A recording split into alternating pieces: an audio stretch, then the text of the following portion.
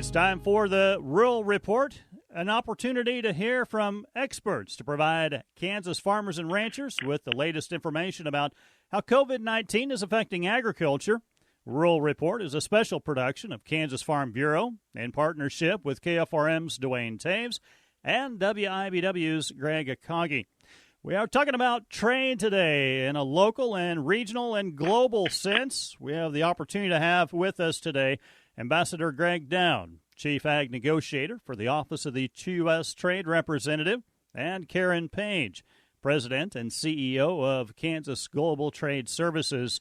We'll just jump right into the Q&A today. Ambassador Doud, farmers and ranchers had some optimism at the beginning of the year with the Phase 1 trade agreement with China coming to fruition finally, and hoping that it would boost low commodity prices.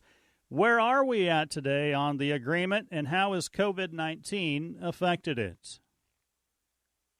Well, the agreement did enter into force on February the 14th, and then the next important date was March the 2nd, when China provided exclusions to its tariffs on U.S. agricultural exports. And since that time, we've really seen U.S. ag exports to China return to more of a normal fashion. And I think with all of the 57 things that we addressed in the Phase 1 agreement to increase our exports to China, that has gone extremely well so far. So there's areas such as opening the Chinese market in the full fashion to U.S. beef for the first time. And in the last few weeks, you've seen some nice export sales to China in beef. You've seen a lot of grain sorghum begin to move to China here in the last couple of months. And we're also seeing them make historic purchases on the pork side, and I think we're going to see some increases on the soybean side as well as China. You know, in addition to coronavirus over there, they had African swine fever that really decimated their hog herd, but they're making a huge effort to get that their pork production back online here.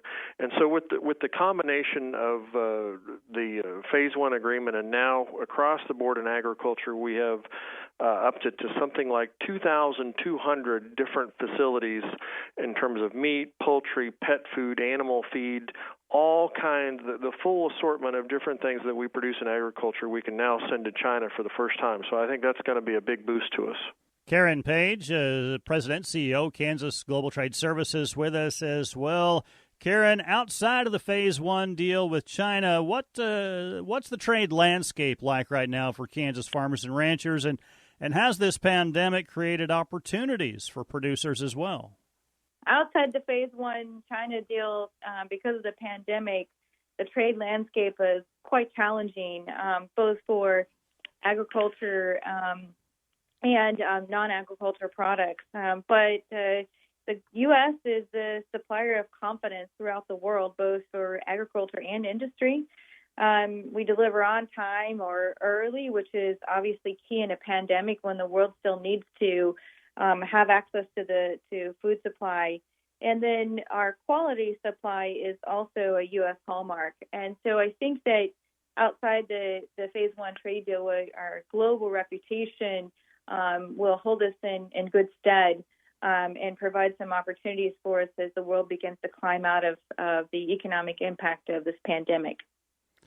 Ambassador Doud, now that all three countries have ratified the USMCA, when does it take effect, and how important is this agreement for Kansas producers?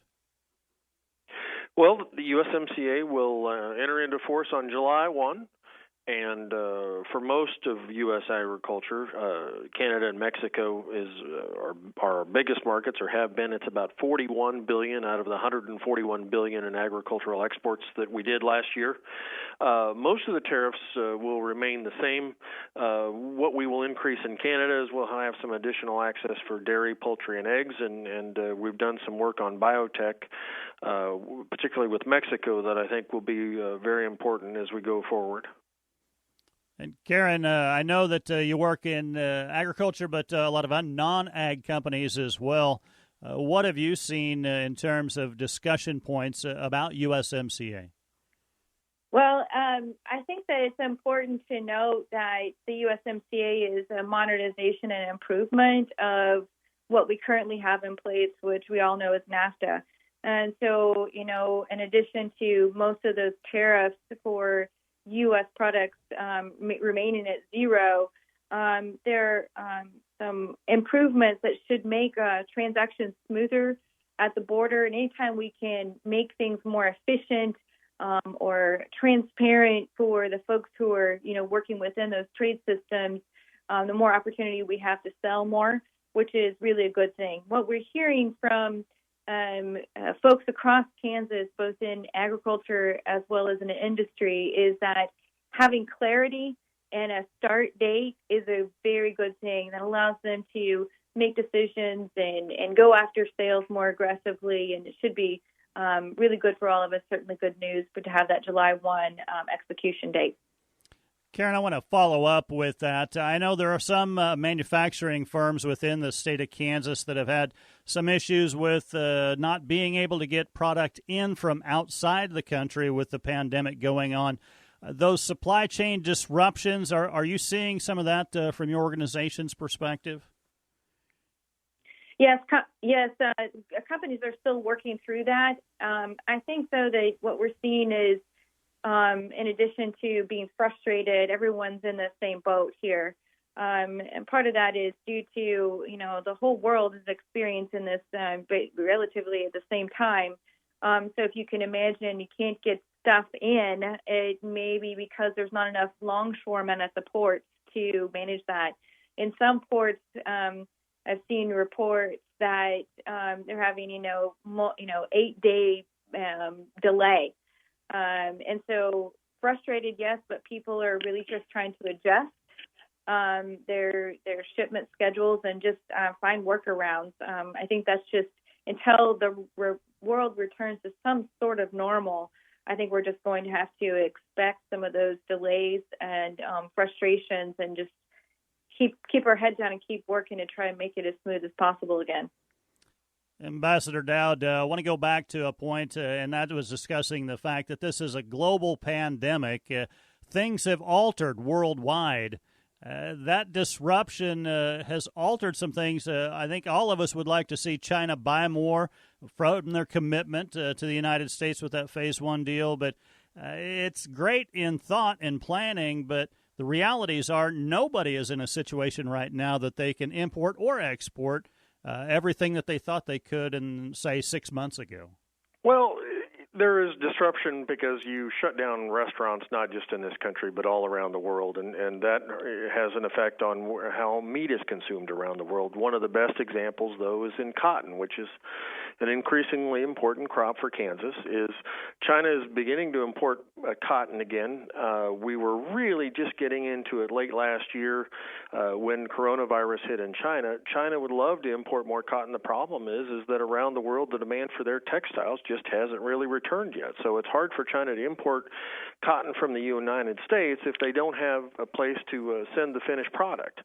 So it's hard to wrap your head around the fact that this is a global phenomenon, and it's infecting, as you said, supply chains all around the world, not just in the United States. Ambassador Doud, the beef market's been in the spotlight lately, especially what we import versus what we export.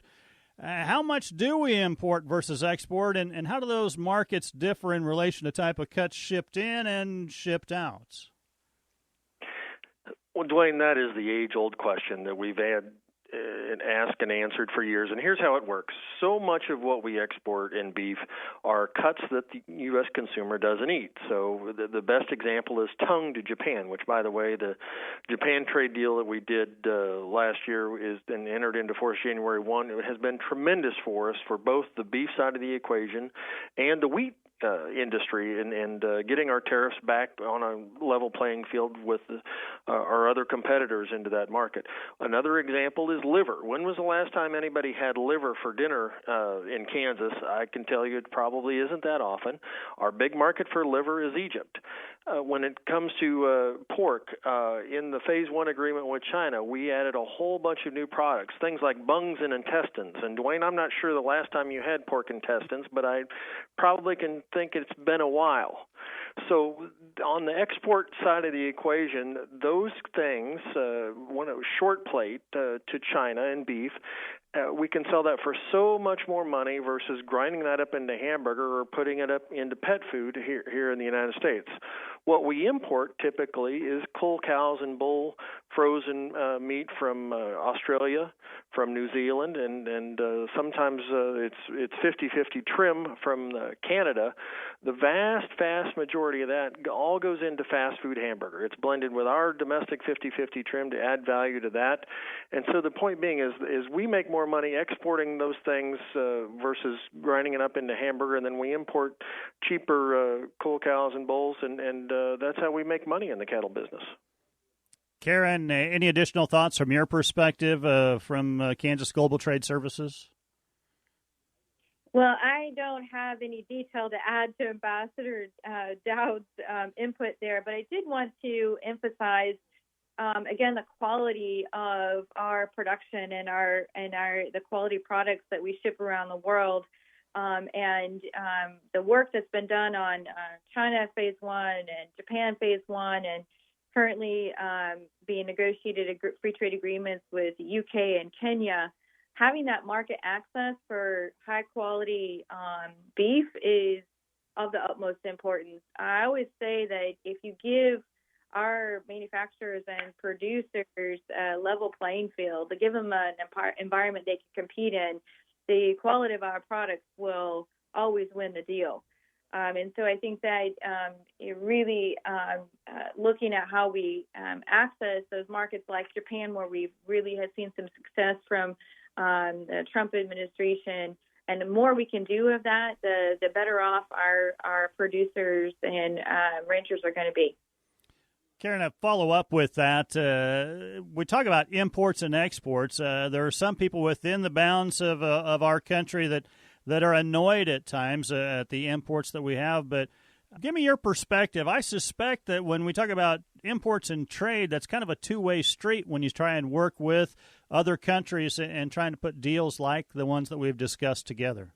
You know, that's a really important question. And I think that's something that perhaps the world will change their response to. You know, we talked earlier about this being a global pandemic.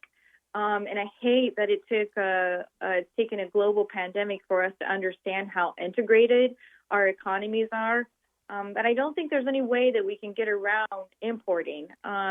It's not efficient economically for us to produce everything ourselves, even though, the United States, the largest market in the world still, we would have a better shot at anyone than doing that. But, we're in the Northern Hemisphere, so we can't produce everything we want to consume, for example. So I think that, we can't get away from the need to import. I think that the approach that we take is really important. Understanding those global supply chains, where we need to import, when it's prudent to import, and when it's prudent to make it ourselves. I was just in a conversation, for example, earlier today with someone in Washington, D.C. about our resiliency of our supply chains and looking at perhaps some innovative ways to provide some flexibility and some support to businesses so they can pivot to making the items that we need to survive and be secure and be safe. So I don't think we can get around the imports, but I think doing it with a little bit more of our eyes open maybe is a good way to think about it. Understanding that it's globally integrated, and then prudently choosing when we have those tariffs on imported goods and when we don't, and when we can encourage and support businesses to make the stuff we need for our own national security. Ambassador Doud, obviously we're still in the midst of a pandemic with the coronavirus, but we hope there's light at the end of the tunnel starting to show. And ultimately, everybody asks, what are things going to look like on the other side of this? What do you see in that crystal ball you've got in Washington, D.C. about what recovery looks like for farmers and ranchers? Well, Duane, I think the first thing we have to talk about in terms of overall U.S. agricultural recovery, if we can believe it or not, is actually ethanol. When everybody stays home, the demand for gasoline causes the world oil price to decline, and that has a huge impact on the demand for corn in the United States. And as you can see from USDA's latest numbers, we have really hurt the demand for corn in the United States, and that has a chilling effect on all other commodities. We've talked about cotton a little bit. Hopefully with getting China back online with regard to the demand for soybeans, we have seen Brazil send an enormous amount of soybeans to China. But China needs more soybeans, and here within the coming weeks, it'll be our turn. It'll be our season coming up here, and I think with the Phase 1 agreement and the relationship that we have built in agriculture with China, which has been quite good in the interaction here of implementing Phase 1, I think we can get things back online here pretty well, but it really is going to start, I think, with ethanol. Karyn, obviously you deal with a lot of different business and industry, agriculture included within that, but the airline industry within Wichita's parameters, extremely important. They have seen the effect of it, I'm sure, and you've been in discussions with folks within that industry and agriculture as well. What do you see as far as recovery from a Kansas perspective? The fact that you mentioned the airline and the aerospace industry, the phrase of black swan, Wichita is seeing two black swans in the span of, really 12 months. First with the 737 MAX no-fly debacle, and then the COVID-19. So the manufacturers that supply to the airline industry in Wichita are really, really hurting right now. So that's a really good question because how long will it take for airlines to recover and to, start buying aircraft again? Who knows? No one in the industry or industries know. So what we've been doing at Kansas Global and working with our partners is to see if we can be of real help to Kansas businesses in solving the problems they have today. So everyone's overwhelmed with trying to stay in business. That's really the name of the game. And so we have really prioritized hunting global business opportunities for companies and then taking those opportunities and then matching them to Kansas companies that we believe have the capability to fulfill them. So really a sort of more of a very proactive matchmaking service. And then secondly, we really believe that giving our agencies and our leaders like Ambassador Doud the real life information to craft trade agreements and trade deals that provide us market access in a way that we can compete is even more important than it ever has been before.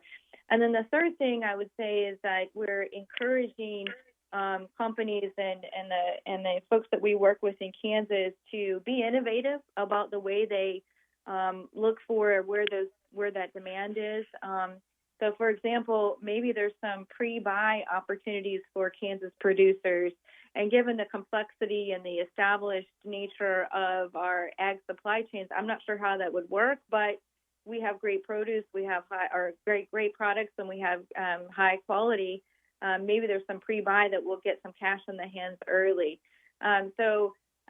Summarize, really looking at finding those opportunities and helping companies in a meaningful way to find those demand spots, really encouraging innovative thinking in the way they do that, and really working with leadership in D.C.